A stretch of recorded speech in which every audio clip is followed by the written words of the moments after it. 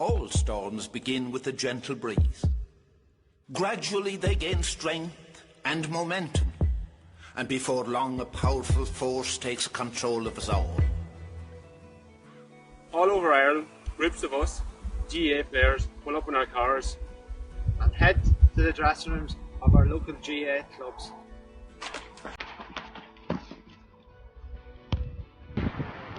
We know there'll be rough nights ahead. We'll become upwards and hurlers of Ireland.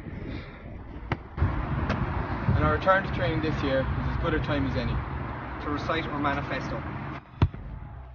I am GAA club player. I am the bottom of the food chain.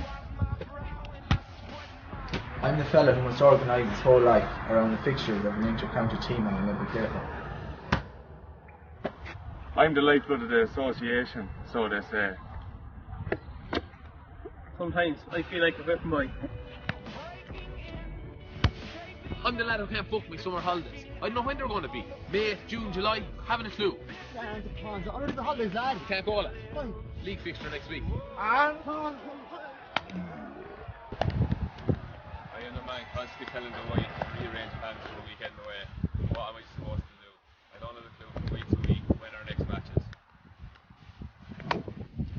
I am the man that doesn't know how many games I'm going to get during this summer. I love the game, but the game doesn't seem to love me anymore. I'm the man who watched 112 days between championship hurling. I then expect us to play 2 matches in 6 days. I'm the man who must watch his county team playing in mixed feelings. I want them to win because some of my club mates are involved. I know if they lose, I'll get to play. That's the GAA Players Club to them.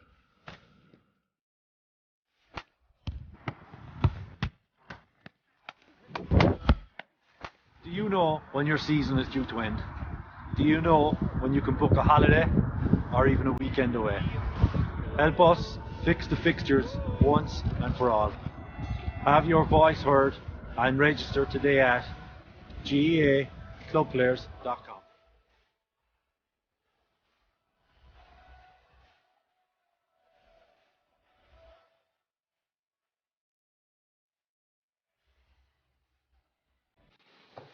Okay folks, so that's a short intro to the Club Players Association and what they're about. Welcome to Micheal Briody. Micheal, you're welcome. Thank you very much. Welcome to the sofa. Chairperson or chairman of the Club Players Association, but we'll start with, I suppose, yourself. You're a Meath man from St Bridget's in Ballinacree. How's that going? Are you still involved, playing, management, or how's that? Yeah, well, I suppose I retired 3 years ago from playing, but yet I still played full forward yesterday in the first round of the championship. So how do we get on? It's hard to say no. It's hard to say no. Next question, I'll answer. Thought that was glossed over a bit. So as always, you're like any club man, you're sucked back into some road. Yeah, I didn't play for the last 2 years, and then this year we're short on numbers. Lost a few players, and then a few lads out injured. So you're there at 41, and you're on the edge of the square. On a guy I think like half my age, you know. Yeah, so how's the body the day after? I don't move so fast, so it doesn't make much difference. You only got men still playing in their 50s. Well, that's fair enough. Yeah. Lucky years and yet. No. You're way new yet. But you're beyond that. The basis of the GAA is your club, and that's a lot of what the CPA is representing. Chairman of the CPA, how did that come about? Yeah, well, I've known it was Declan Brennan's initiative. Declan's from Clontibbert in Monaghan, and he's a gym and. In Monaghan, and I was just using that over last winter, just a bit of sort of keep fit. So I got chatting to Declan, and he asked me to chair a meeting, the initial meeting up in Crow Park, where he sort of got about 30 people into the room and floating the idea of the CPA, and then that one meeting led on to the second meeting, third meeting, and then next of all we're looking for people to go and meet Pádraig Duffy and sort of talk about the idea. So I'm one of those, and then he's telling us, right, you need to form and sort of have a chairman, a secretary, the usual sort of administration positions. So when you're in the chair looking for a chairman, you're effectively screwed, so you're kind of say, God, if lads are willing to say, oh, you're doing a great job there, can also push into it, so here you go, so. But you're enjoying it? Yeah, look, I mean, it's like GAA is like, I said, like, yesterday was my 25th championship that I've played for the club, like, you know. So, I mean, you don't do that because you don't like it. You know? You have a passion for the club. I was chairman of the club for 7 years, so a bit of a grind and then and that. Yeah, exactly. Like, you know, so I mean, like, and I know all the issues that I know everything that we're fighting for as the Club Players Association. I was at the receiving end of all of that. Like, obviously, still are. See the players that are still suffering. Yeah, and that sort of conflict between inter-county and club. And you know, we know what we're about, and we're trying to frame. We've a lot of good people working with us on the executive, and we're getting close to, like, you know, where we want to be and what we want to achieve. Like, you know, hopefully it's not easy, like, you know, but yeah, do I enjoy it? Yeah, I suppose. Yeah. So you launched in January. Essentially, it was launched January 2017. What's the progress and what's the steps you've taken so far? I suppose, yeah. Well, from the initial sort of launch, like, you know, the first thing was membership, right? And that was really sort of announced for club players around Ireland to join the CPA, which is gaclubplayers.com, incidentally. Yeah, and we've good plug. I think we're all members anyway. We've just over 24,000 members, right? And what we've been doing then, we broke the committee into a few different sectors, right? But the main was really fixtures, right? The whole mantra, what we're about, is about fixing the fixtures. That's the one bugbear with club players. So I mean, we've had the focus on that. Obviously, we've Kevin Nolan in Dublin looking after the welfare. Aaron Kernan, who's here 2 weeks ago, looks after the grassroots along with Michael Higgins. Derek Kavanagh and Liam Griffin lead up our fixtures. Anthony Miles is treasurer from Meath. I'm missing one committee there. Up here, then we've Joe Passmore and Greg Devlin then looking after that as well, marketing and all that in.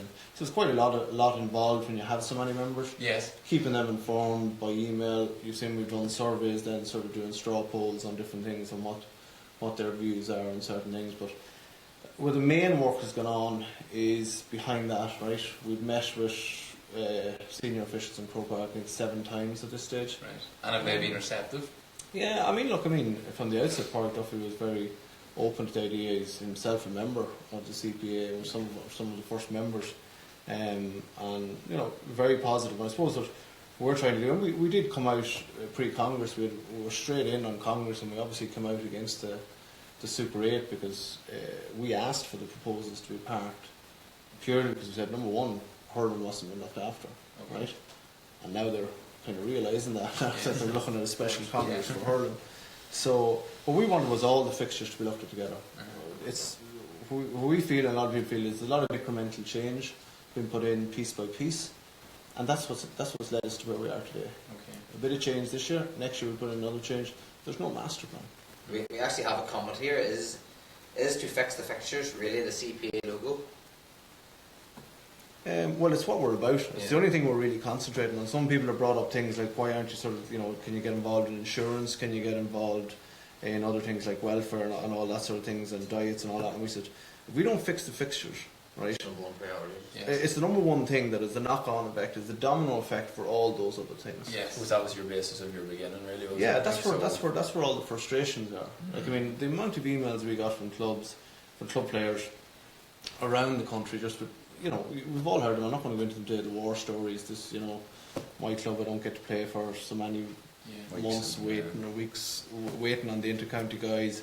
We have no set schedule. I never know when I'm playing. I can't book a holiday. I have no downtime. This other. It's just the uncertainty around it. You know? Well, that's it. And I think, you know, people contacted us during the week when you were coming on ahead of, I suppose, what was a busy enough weekend championship fixture, and they said, you know, on Sunday we have starred games after the championship action on Saturday night, and this around different parts of the country, and you know, it was starred games where maybe one club is missing 4 because they featured, and the other club's only missing 1. Some clubs aren't missing any, so the like of that is the crux of the problem, isn't it? Yeah, exactly. And like the rule book in the GA is outdated. You know, it's not fit for purpose. Like, you know, but neither are the structures there. There's no master plan there, right? So I mean, where we're at the moment, we have our plans, right? I'll show them. Right? A plan green, a plan purple, and a plan purple plus, right? Yes. And those are 3. We've come up with 11 plans, and those are the 3 best ones, right? And we've shown them for Croke Park, right? At this stage, and basically what we're looking for, right? There's 4 elements of it, right? a transparent fixture schedule. Okay, what's involved in that, right? Imagine a scenario, right? In January every year, every player, club and intercounty, gets a set list of fixtures. That's when you're going to be playing, right? And you have a fair idea when you're going to be out of a competition as well, right? Your families, mentors, supporters, the wife, the girlfriend, all of them can look at that fixture list, plan their lives around it, and sort of organise their lives, right? Yes. So they've clarity with the fixtures, right? And the other thing, like, there's a massive dropout rate in GA. It's undocumented, right? No, like, I mean, why am I playing? And are you talking about a certain age of dropout? They're dropping out because they're disillusioned. They're not getting that set fixture list, like, you know, and saying, right, because you can get it with rugby, you can get it with soccer, you can get it with other codes, right? They may prefer to play Gaelic football, they may prefer to play hurling, but it doesn't offer them the surety of fixtures, right? So that's the first thing, right? Second thing, right, in all our plans, right, all the plans finish in a calendar season, right? Yes. So you had Aaron in here 2 weeks ago, right? How many league campaigns did he miss for Armagh? Because we were playing across Midland and the All Ireland clubs, right? You've seen with Coola this year in the hurling, right? Would Dublin have been relegated in the league if they're the Coola players? Right? So you don't have that conflict of club players not being able to play for the county, right? And if you have a designated, what we have in that is a designated club periods. The whole month of April for club, right? And from August, from the 1st of August onwards, for club only, apart from the 4 teams involved in the 2 All-Ireland finals, right? So there's the period. So if you have periods designated entirely as club, you can get that surety of fixtures, right? The next thing, player welfare, right? Yes. Automatically, what we have within that is it improves the games to training ratio, right? You have the whole month of December. Every player, club and intercounty players, the month of December off, right? Panels, right? Because we have more games, and I know, listening to you guys here talking about the games here at the weekend, right? But we would have more evenly matched, it's a tiered system, right? With more evenly matched games throughout the whole season at the top end of the season, right through, right? So it would, you know, if for example Fermanagh were lucky enough to lose the next match in the qualifier, right? You've got 2 championship matches. In our plans, right? You would be playing for 14. You would have 14 games, combination of league and championship at the top end. So it wouldn't be sort of, that's the way the Fermanaghs, that's the way the Longfords, the Laois, that's the way they're going to progress, right? Getting consistent football. That will also prevent the exodus of talent to the US. Of course. All right, you know, I mean, it gives them something, and every game is meaningful, right? But they're playing, and it also gives each county, every county, like sort of an opportunity for reasonable goal with success. Yes. All right. So they're the kind of things that we're sort of pushing in our, because what we did, we started with a blank page, right? If you start with the existing system and start to clip it here and clip it there, which is what's happening at present. Exactly, and look, I mean, we've been faced at it, like, you know, I mean, I said at the meetings across from our president, across from Pádraig Duffy, across from sort of Fergan McGill, like, you know, and other people involved in the top end fixtures. And the one thing, you know, like, that we and a lot of us on the CPA are sort of business people, like, we would just say, look, there's a problem, fix it. There's too much of this sort of, it'll never get through Congress. Yeah. It'll never get through Congress. Like, well, if it makes sense, right? Now, since 24,000 people have joined us, right? And there'll be more, right? I mean, that's only sort of there will be more members, but if everyone looks at it and says, geez, yeah, I like that, right? Why can't it get through Congress? Like, all the guys in Congress, like, they're reasonable people, they're reasonable Gaels, like, you know, and you just have to look at it for the future of the games. You know? With a sensible head. And then you talk about membership and hoping to increase. How aware are clubs, and I suppose filtering that down to the club players? Do you need more exposure? I mean, obviously coming on the leg here, you know, you're going to have more exposure, getting those interviews, having the leg of Aaron and that heading up is obviously good. Do you need a lot more exposure? Oh yeah, we would be. We communicate with our members by email and obviously sort of give them all the survey results. We take their, all their sort of opinions, and all that in. Are they aware of absolutely everything that is going on behind the scenes? No, but to some degree, a lot of that is kind of, it's not something that you say like, look, I'm going in here now today to meet the president and this is it. I don't want the press outside that meeting. These are private meetings where we're trying to get things kind of done, but yeah, I mean, look, we do need, we've got a fair level of exposure in the national media, but we've done press releases and sort of, obviously with the guys like Aaron and Liam Griffin and Derek Kavanagh and Shane Curran and different people there, we have a good profile, and can carry that out, as more so than the club players like myself and others that are involved, But you need that, you need a good mix. But what's your take? What's your take on the CPA thus far, and I suppose what your hopes for as Micheal said there, it's the same for inter-county as it is for club players. You just want everything set in stone, really, because even we discussed in the show before, Marty knows about it as well. My biggest issue is, with these start games, or you might get the wee kind of nod on a Thursday night about, if you're a wee bit of a niggle, you might be told, don't worry about the club game at the weekend or whatever. But then if you make the decision not to play for your club, you lose the game. Someone's going to have an issue with you, whether that's at the inter-county side of things or whether that's at the club level. You're always going to have someone who's saying something about you. You put in an awkward position. You put in an awkward position. Myself as a player anyway, I don't want any of that sort of stuff in my own hands. I want to be a case that I can play this game, that game, any game that's available to be played, I want to play. Even if it is a start fixture, I want to play. I suppose, like you were saying there, Micheal, to have a plan there and have it within the calendar year, and for me to be fit to lay at home, right, we'll book this couple of days off, we'll book this week off to go on a holiday. Since I played inter-county football, I've never had a summer holiday or anything like that there, because as soon as inter-county's over, you're back to club. As soon as club's over, you're back to inter-county. So there's none of that sort of off-season at all whatsoever. Maybe the odd time at Christmas, depending when you go out of championship and things like that there. It's what all players are screaming out for.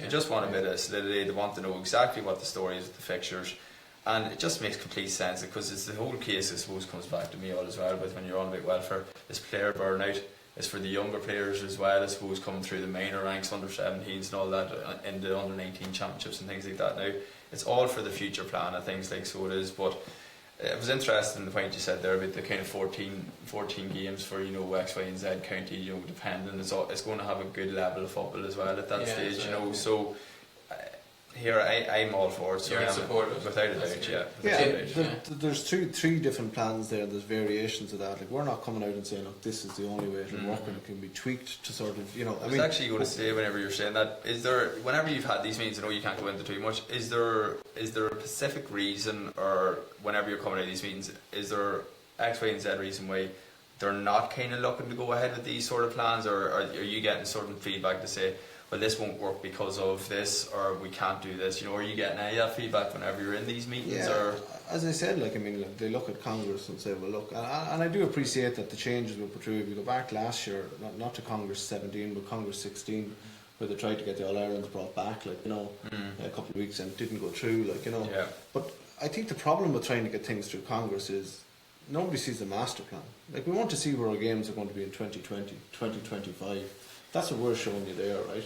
Yeah. And look, there's nobody there's nobody who goes out and starts a business without a plan, without a master plan, and says, well, this is where I want to get. No, you mightn't get there, right? But if you don't have a plan, right?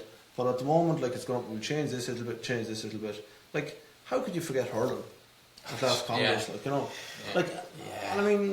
where were the hurling counties, But I appreciate that he's the the dinosaur of the democratic sort of system that's within the GA, and we have to work within that. So we are trying to work within it, So Micheal, I suppose to press your point across, and I suppose to wrap up on the CPA, what does the CPA need to achieve its short to medium term aims? What we're looking at these plans is we're looking at sort of trying to get them to Central Council, for Central Council to look at them and say, what we want that is, if there's going to be a special Congress for hurling, right, she's probably going to look at bringing in the likes of a Super 8 into hurling, or Super 10. What we want is that the whole fixtures be added on to that Congress, right? Can we not look at these plans, right? Can the plans not be looked at, or other plans, right, and says, look, can we sort the whole panacea of problems that are within the GAA, and we talk about, and I'm not just talking about club players, I'm talking about inter-county players, because we have met with the GPA as well, and their problems are our problems, right? Yes. And in fairness, the guys in Croke Park are trying to sort them, right? Yes. And they are looking upon, they recognise all the problems. There's none of the issues that we said or the basis that we did our plans. They don't disagree with any of them because they're logical common sense, right? The only difference is we want change now. They're looking at incremental change year by year. Like, I mean, Pádraig Duffy told us in the last meeting, well, look, as the earliest could be 2019 Congress for 2020. Strange, right? Like, I mean, that's 3 years out, like, you know, for guys, like, I mean, and that's not good enough. And if user, I suppose, comes back to it, like, you know, if it's the case that user are obviously looking for immediate change, I suppose we're all looking for immediate change, really, so we are with the system.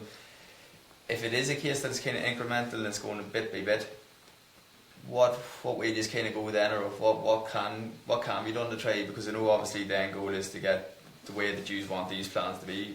What way can you force it, or can you force it really? If it, I suppose we're looking just at going through the structures there at the moment, and we have sort of a short-term plan on it. If that doesn't work, then like, you know, like we look at sort of next stage. Like, you know, the way we operate, like a lot of the times, in you'll know the names I mentioned out there, like you know, we don't meet. We're not meeting once a week. We have conference calls at lunchtime, right? Hour-long conference calls with 13, 14 lads on them, right? And they're sort of adding their tuppence worth to that, and this is where we're going and planning the next stage. And then there's emails, you know, my inbox is full of CPA emails, you know. But I mean, that's the way we're operating, and we meet maybe once a month, like, you know, and sort of say face to face. It is, that's all done voluntarily. Every one of them. The one thing we don't have a bank account. We never touch nothing, and people say, oh, you have to set up this, set up bank account. We don't. We just looked and said, right, if we start getting into money and you have people saying, oh well, I want expenses for this, I said, if we start on that in the CPA, you know, I think you're ruined. Like the people that are doing it are doing purely voluntarily because they see this has to be sorted, right?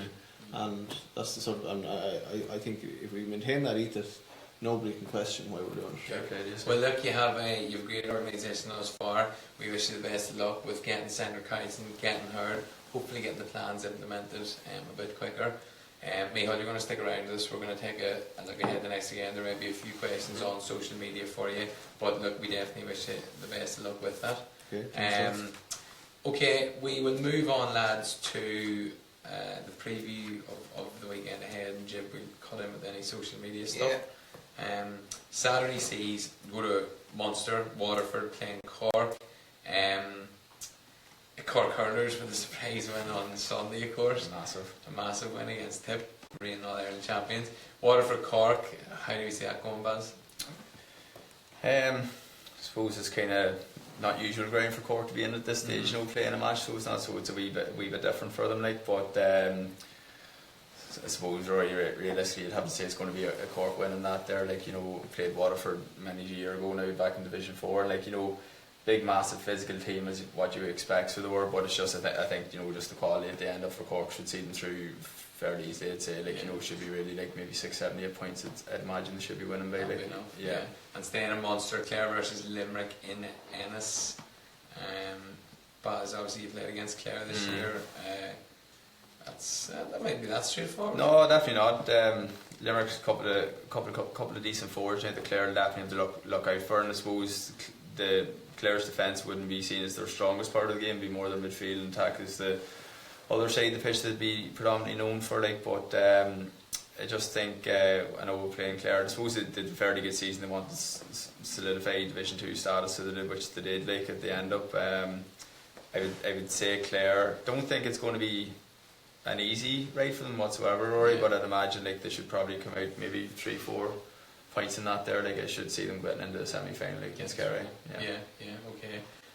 Sunday then, Jib, will you be in attendance at Celtic Park as Tyrone travel to take on your neighbours? Rory, can't miss it. The start of our retaining Ulster. Is that right? And are you confident? I'm confident we'll beat Derry. But it's always a tough. I mean, okay, Derry relegated along from on in Division 3, but it's always a tough. I mean, that's the top of rivalries. Funny, Martin McHugh was talking about saying Monaghan and Cavan next round. People probably don't realise how big a rivalry that is. I know Meath and Cavan is a big rivalry that maybe gets overlooked. Derry Tyrone can be fierce. It's going to be tough going down there, but I just think Tyrone, they're going to be too strong for them. Okay. You know, it's happened last year as well. There's all this chat that'll be tough. And Yeah, and Tyrone just- it's I know even there during last week or maybe 2 weeks ago, I know Derry had a challenge game against Monaghan, and at half time it was 2-10 to a point to Monaghan. So I'm not sure if everything's great under Damien Barton at the minute in the Derry camp. You know, I know obviously like ourselves got relegated from Division 3, but well, links back actually Micheal Derry missing the slot Neil boys. Yeah, that's what weird. Yeah, Aaron mentioned that in the show a few weeks ago. Like, it's a case of it's big, you know. At the same time, we come back to this layoff again. Like, you know, both these teams have big long layoffs since the end of the National League. Like, so it's very hard to kind of say exactly what way they're going to come out and all that there. But I still firmly believe I think Tyrone's a level or two ahead of Derry at the minute. So they are, even with the slot Neil boys back in full capacity for Derry. So well, it's probably equally as big a game for Tyrone, because I mean, you know, if we talk about throwing league form out the window, started the league well, finished poorly, obviously a good championship team, but you know, with Donegal waiting, it's thrown a few injuries too, you know. And Tyrone, we kind of chat about it a lot, they never had a full 70 minutes. There was a half here and it was a half there, it was a 15-minute spell there, like, you know. And will not be let play for 70 minutes. And well, that's it. And I suppose with Derry, don't get me wrong, it will be tight, it'll be a cagey affair like for a lot of the games, so it will be like, and I suppose Derry with Brendan Rodgers and Christian McCaig and Conor McCaig in there as well, you know, you're going to look to have, and I suppose we kind of pinpointed with Tyrone not having the marquee forward that they need. Like, you know, you'd imagine Christian McCaig will probably go on to Sean Cavan and look to man mark him, and then you're kind of wondering where's Tyrone's going to get their scores. Probably be from their half back line midfield with the likes of Maddie and things like that there. But I know Cal McCarran's out, so he is, and there's another injury out there, I can't get the name now, but you know, it'll definitely be cagey. It'll be 50-60 minutes to be in the melting pot, but I just think Tyrone an edge that is, so they will, yeah. Okay, and last then, London versus Leitrim in the, I suppose, new and improved Ricelet, which is great to see. How do we see that one going? It's going to be strange enough. I suppose Leitrim's lost two of their marquee forwards, with Evan Mulligan only getting the recent news of doing is crucial for a third time, which is massively disappointing for the man himself. And I know Alan Amara, he was originally a Cavan player, played through the minor under 21s ranked with Cavan, so he's also out injured, so he's full forward, and he was one of their main scorers during the National League as well. And strange, going to Ricelet's never easy, like. Hala Fermanagh. You know, well, it's on a good place. It'll not be easy, like, but I even think the whole kind of Mugsy thing to an extent may put London off a wee bit. You know, is he in, is he out? He's declared now this week that or the week gone by that he's not going to be playing for them at all, whilst he's been in within house games and trainings and stuff. Keep him quiet. Well, that's it. The decision's been made on that. No, I'd imagine so, like, but just for London is the they didn't have a great again to come back to the National League, because that's all we can do a barometer on, you know, as such. So, but I would imagine that Leitrim will probably sneak out of Ricelet with a win. Okay, so Leitrim. Micheal, what's your thoughts on me this year? What's the hopes? I think like Andy McEntee is sort of you know, I think a strong improvement there, and he's perceived as a very good sort of manager. Like, you know, he's of the sort of McEntee family, like, you know, so there's a certain amount of resilience there. You know, word on the ground is they're going quite well. Like, you know, I mean, look, I mean, you're hoping there to sort of get, you know, get playing Dublin, but I mean, you've got to get past Kildare. Well, first of all, you know, it's. I think they have to get to sort of, you know, get a run in the qualifiers. Yeah. Or, you know, I mean, look, are they capable of beating Dublin? Maybe on a big day, but I think maybe they're a year or so out of that, like, yet. Would you have them as a win against Kildare first of all, would you? Or I think there's nothing between them, like, you know, you'd be hoping you would, like, you know. I mean, Kildare are going well and obviously got promoted in the league. But like a few Meath players there, like Killian O'Sullivan, like that, are going really well, like, you know. So, like, I mean, I think, like, our hopes are up, like, you know. I'm kind of saying, right, you know, I think we can do something. But I think we're, like, our expectations are sort of latter stages of Leinster. If you do, you know, if you get your day against Dublin, like, you know, you want to be able to put it up to them, like, you know, and you want to, you know, go far, you know, fair bit with them. Do we have the strength and depth to match them? Maybe over 70 minutes, I doubt it yet. But like that, like, you know, when Super 8 comes around again next year, like, that's where Meath will be hoping to be. Like, you know, they're hoping to be in Division 1 next year. Like, you know, that's where it's at. Like, it's and good all the to see in teams. Leinster, so it is, like, you know, with Meath and Kildare starting to Yeah, progress they and need going in the that, right, like, they're going in the right vein, aren't they? Like, you Yeah, know, of to course. try and get to that, bridge that gap as such. But I know I was massively impressed with Meath early in the year. Like, I know playing them last year as well. I don't think there was a massive new influx of players in Meath this squad this year, but it just seems to be played a very, very good brand of football. I suppose traditional way of Meath football down through the years, you know, just attacking in droves and just, you know, great creative players, like, you know. Good, but good footballers. We look forward to. Yeah, he's still using the kick pass as well. Like, you know, Yeah, that most of them. Yeah, you know that whole style thing that only we say like only Kerry and he's still Meath kicking use up, it. he's still taking the free kicks off the ground. We do the line balls off the ground.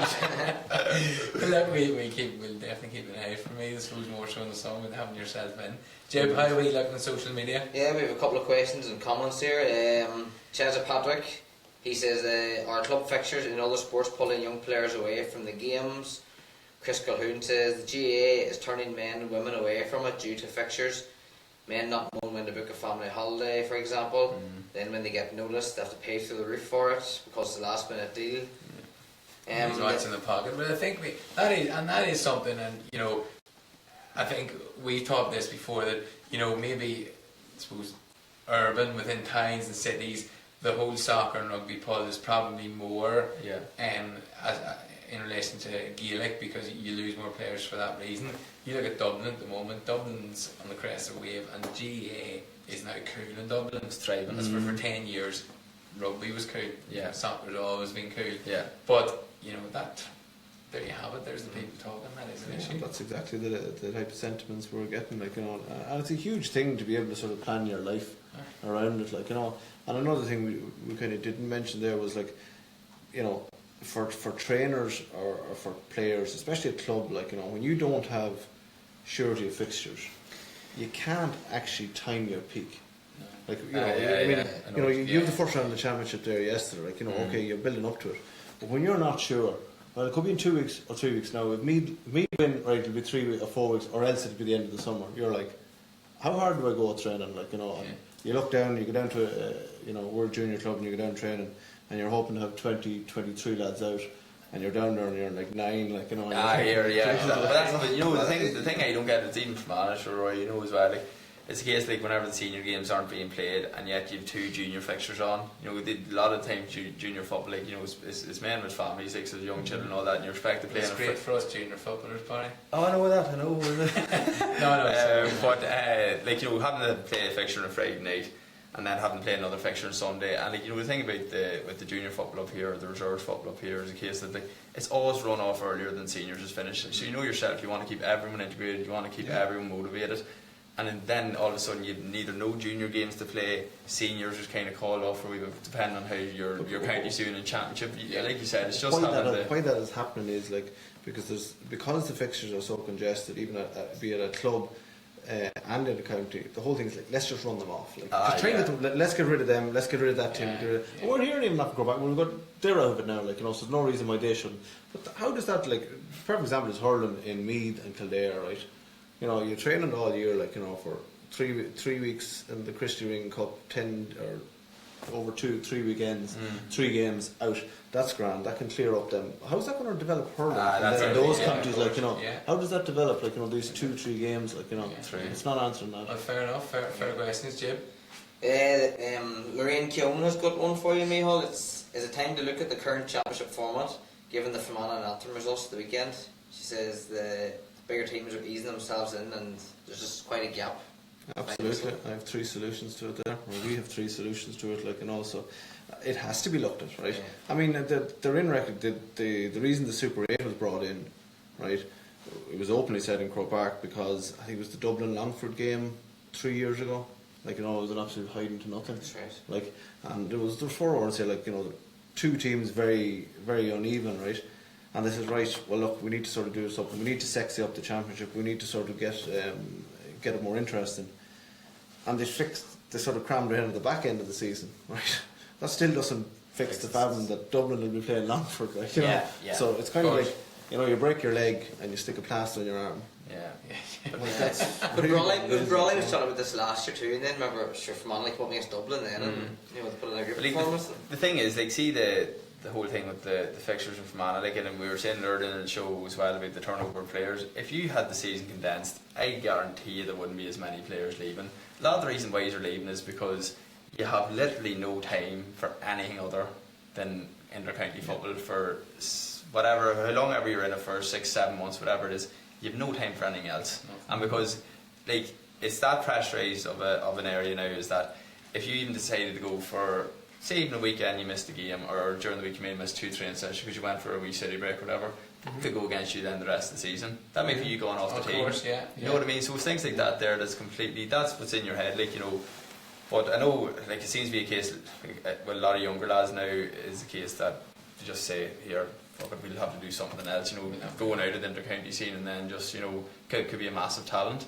Could have came up and done something for the county, but just because of the way its fixtures are, you can't do anything else. Well, look, that's it about Micheal and the boys sorted. Jim, what was the reaction in relation to the social media question? Everybody saying club. In regards to tonight's question, Niall, having attended many matches in club and county, a lot of the talented GA players intend to put in a bigger shift for their club than county. As a GA player fanatic, I can only feel that our greatest players in today's game are 100% club. Not saying that they still don't put in a big shift for the county, just club would have that extra hunger, if you know what I mean. So where you start and it's where you finish, I suppose. That's right. Like, that's interesting. Okay, look, lads, I suppose that's us for tonight.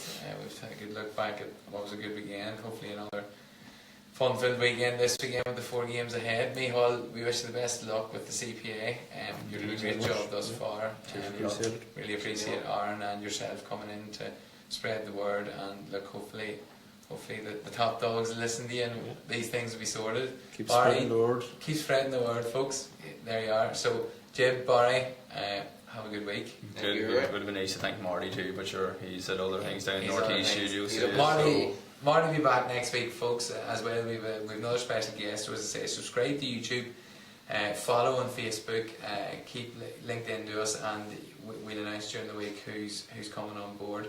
Also, keep an eye on Facebook, YouTube and Twitter tonight. We'll be announcing the winner of the Kansas City jersey that Jib will be choosing just after the show. So until next week, good night.